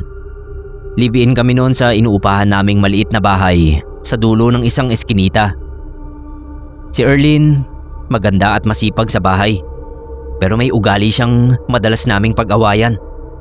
Sira siya sa pera, pero bukod doon, hilig niyang pakialaman ang buhay ng ibang tao. Sa madaling salita, may pagka-chismosa. Hindi siya mapakali kapag wala siyang nalalamang kwento tungkol sa ibang tao. Madalas siya pa ang gumagawa ng kwento. Halos buwan-buwan may kaaway siya. Ilang beses ko siyang kinausap tungkol doon. Sinasabi ko na hindi lahat ng naririnig niya ay dapat ikwento at hindi lahat ng hinala ay dapat gawing katotohanan. Pero palagi niyang sagot ay hindi lang naman daw siya ang ganoon. May isang pangyayari na hindi ko makalimutan. Nagkaroon sila ng alitan ng kaibigan niyang si Ara dahil sa utang ni Erlyn na matagal nang hindi nababayaran. Mula noon nagbago ang pakikitungo ni Erlyn kay Ara. Nalaman ko na lang na pinagkalat niyang maraming lalaki si Ara. Hanggang sa isang gabi ay sumugod sa bahay ni Ara ang misis ng isa sa mga nakarelasyon daw niya. Pagkatapos noon, nagkulong sa bahay si Ara. Ilang linggo ang lumipas. Nabalitaan naming nagtangka siyang magpakamatay dahil sa depresyon. Ilang araw na na-confine si Ara sa ospital hanggang sa nabalitaan namin na nagpa-admit siya sa mental dahil sa kung ano-anong negatibo ang naiisip niya. Madalas daw ay gustong magpakamatay ni Ara at lagi niyang sinisigaw ang pangalan ni Erlyn. Sinisisi niya ang asawa ko sa nangyari sa kanya. Dahil doon ay nagsimulang magbago si Erlyn.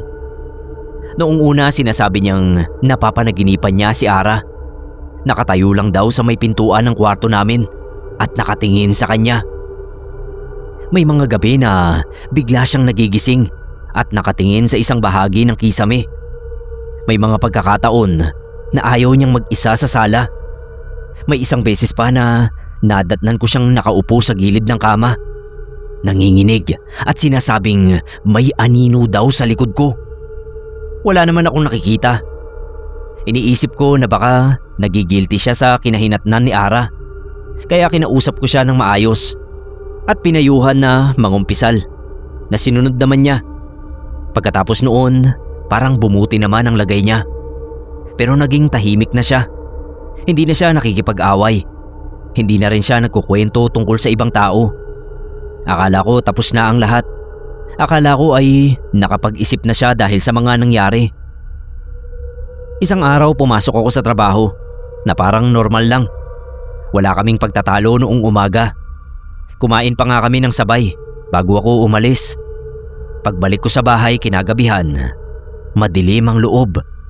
Dumiretso ako sa kwarto at binuksan ang ilaw. Nandoon si Erlyn, nakahiga ng patagilid sa kama. Noong una akala ko tulog lang siya. Pero nung lapitan ko, nanlamig ang buong katawan ko at napasigaw. Dilat na dilat ang mga mata niya. Nakalawit ang dila.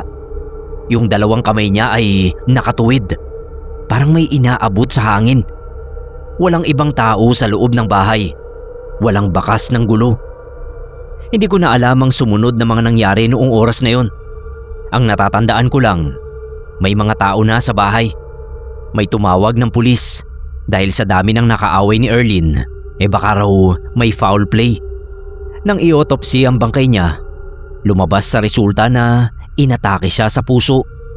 Katakataka kasi wala siya ni isang sintomas na maaaring may problema siya sa puso. Pero ang mga matatanda sa lugar namin, may napansin daw sa mukha ni Erlyn. Salubong ang mga kilay niya. Malungkot siya at kapag tinitignan siyang mabuti ay may makikitang magkakatabi at maliliit na butas sa mga labi niya. Parang butas lang ng karayom na nadadagdagan sa bawat araw. Bukod pa roon, yung mga paa na pinagpapatungan ng kabaong niya, parating may nakadapong mga widwid. Yung insekto na parang tipaklong. Hindi ko alam kung ano yun sa English. Basta may 4 na widwid na tumatambay sa paa ng kabaong niya. Parati namin yung tinataboy, pero hindi namin namamalayan na bumabalik din pala. Ang paniniwala ng iba, hindi basta atake sa puso ang kinamatay ni Erlyn, kundi barang o kulam. At kung ganoon nga, hindi ko alam kung sino ang ituturo dahil sa dami ng nakaaway niya. Nilibing namin siya makalipas ang 3 araw. Natakot kasi ako na mas dumami pa yung butas sa mga labi niya. Pagkatapos ng libing, hindi na ako nagtagal sa lugar na yon. Dahil naaalala ko pa rin ang itsura ni Erlyn nang makita ko siya sa kwarto. Umalis ako at nagtrabaho sa ibang bansa para makapagsimula uli. Nakapag-asawa ako makaraan ng 2 taon. Maayos ang buhay namin ngayon. Tahimik at malayo sa mga dating kakilala namin ni Erlyn. Kung minsan umuwi ako para bisitahin ang puntod niya at ipagdasal ang kaluluwa niya. Sana lang sa mga oras na ito ay tahimik na ang kalagayan ni Erlyn.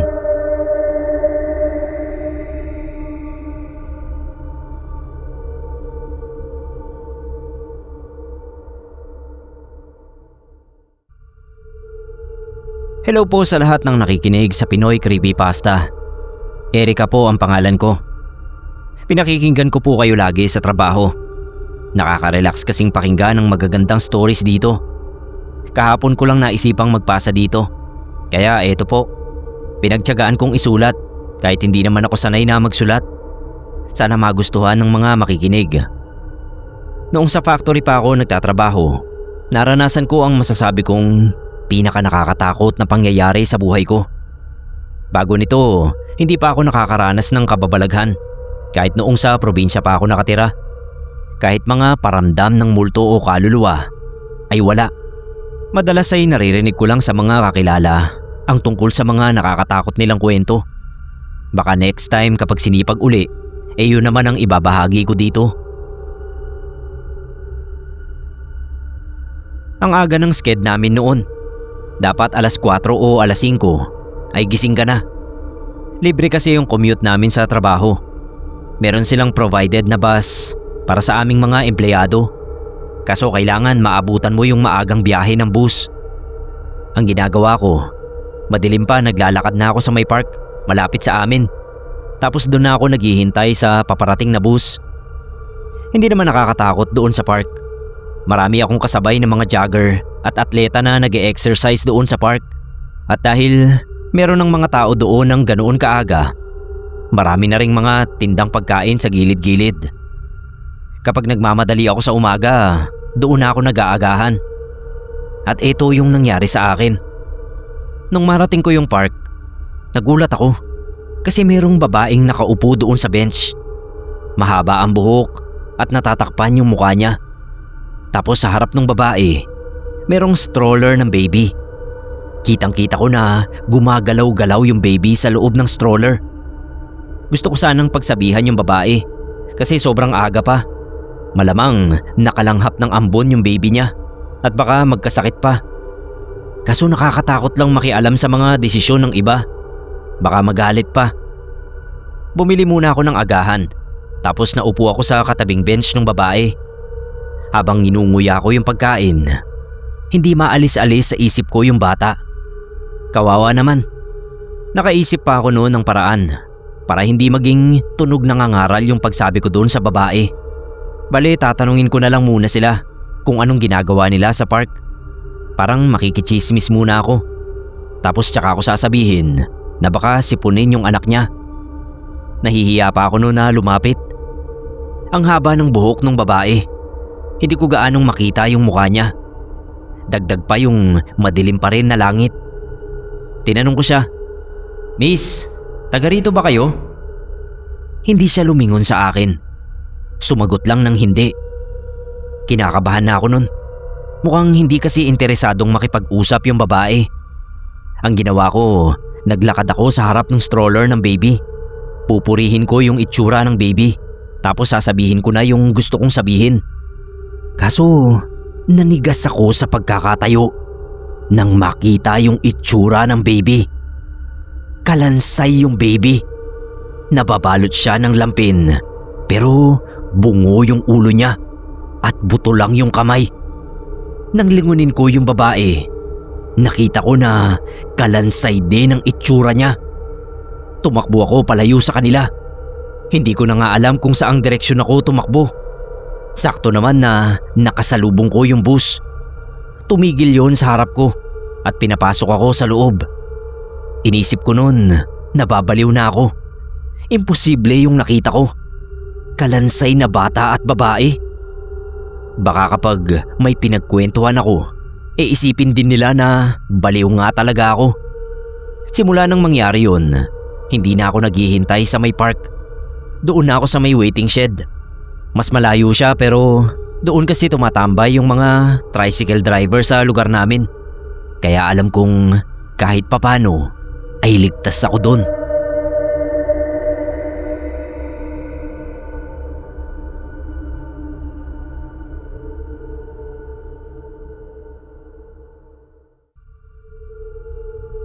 Darius po ang pangalan ko.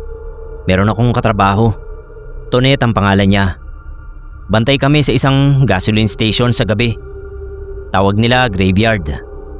Mabait naman si Tonet na kaibigan. Maganda. Okay din siyang katrabaho. Kaso sobrang hilig niyang makialam sa ibang tao. Madalas niyang sabihin sa akin yung mga naririnig niyang usapan ng mga taong nagpapagas sa amin. Sabi ko nga sa kanya, darating ang araw na baka mapahamak siya sa pagiging tsismosa. Isa sa mga paboritong gawin ni Tonet ay ang manilip sa laman ng mga sasakyan ng mga customer namin. Ewan ko rin sa kanya kung anong kasiyahan ba yung naidudulot ng ginagawa niya. Ang palusot niya sa akin, gusto lang daw niyang i-check para sigurado na walang anumang illegal sa mga nakikipark na sasakyan sa gasolinahan. Isang beses, nahuli siya nung truck driver. Nagalit kay Tonet. Pinagsabihan pa siya. Akala ko simula noon, titigil na siya. Kaso hindi pa rin talaga. Mukhang sakit na nga ni Tonet yung ganoong ugali. Madaling araw, siguro mga 2:00 na. Meron uli na malaking truck na nagpark sa gilid ng gasolinahan. Halatang nadudumi yung driver kasi patakbo yun na pumunta sa banyo. Nakita ko na yung tingin ni Tonet nandoon na sa truck na nakapark. Pagbabawalan ko sana, kaso biglang may motor na dumating at nagpagas. Nung matapos ako, huli na. Nandoon na si Tonet sa likod ng truck, nakasilip sa tarpaulin na nakabalot sa likod. Hinayaan ko na lang. Nag-scroll na lang ako sa cellphone ko. Matagal din bago ko naalala si Tonet. Nagtaka ako kasi Usually pagkatapos niyang sumilip sa laman ng truck, kinukwento niya sa akin yung mga bagay na nakikita niya. Minsan mga baboy, furniture, gamit sa bahay. Excited siyang magkwento kapag medyo nakakapagduda yung laman ng truck. Gagana na niyan yung imagination niya. Baka raw sa gitna ng sofa, may nakaipit na illegal na drugs o kaya smuggled na mga gamit galing sa ibang bansa. Nung gabing yun, ang tahimik ni Tonet. Tinanong ko siya kung okay lang siya. Tinitigan niya lang ako. Yun bang titig na gusto niya sanang magsalita, kaso may pumipigil sa kanya. Doon ko na-realize, mukhang may nakita siyang nakakatakot doon sa truck. Pupuntahan ko sana para i-check kung ano man yung nakita niya. Pero pinigilan ako ni Tonet. Wag na raw. Hintayin lang muna namin na makaalis yung truck. Paglabas ng driver sa banyo, tinanong niya kami kung meron daw bang lumapit doon sa truck niya. Sabi namin syempre wala. Nung wala na yung truck, parang nakahinga ng maluwag si Tonet. Sabi niya sa akin, mga aswang daw ang nandoon sa loob ng truck. Nung una akala niya ay tao, pero nung titigan niya raw mabuti, kakaiba raw ang mga itsura nila. Mabalahibo sila, matatalas ang kuko, at yung mga mata ay kulay pula.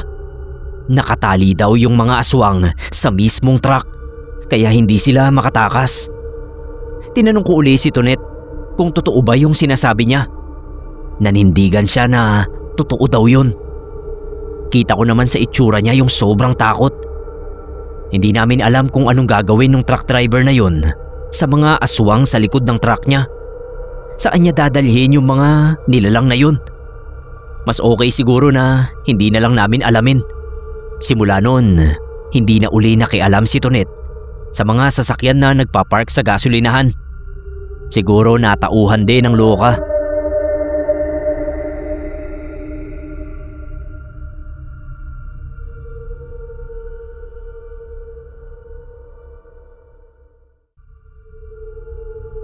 Hello mga kapasta, kamusta po kayo? Nagbabalik po ako para sa isa na namang kwentong kababalaghan na nangyari sa akin. Tina nga pala ang pangalan ko, Sir Neb. Kung natatandaan nyo ay nakapagpasa na rin ako dito dati. Maraming salamat nga po pala at napili ang kwento ko.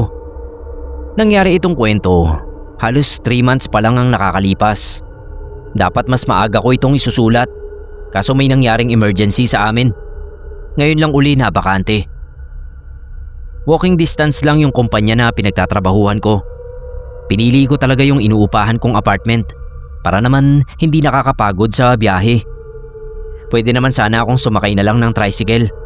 Kaso naisip ko rin, maghapon akong nakaupo sa office tapos puro kape pa yung iniinom ko.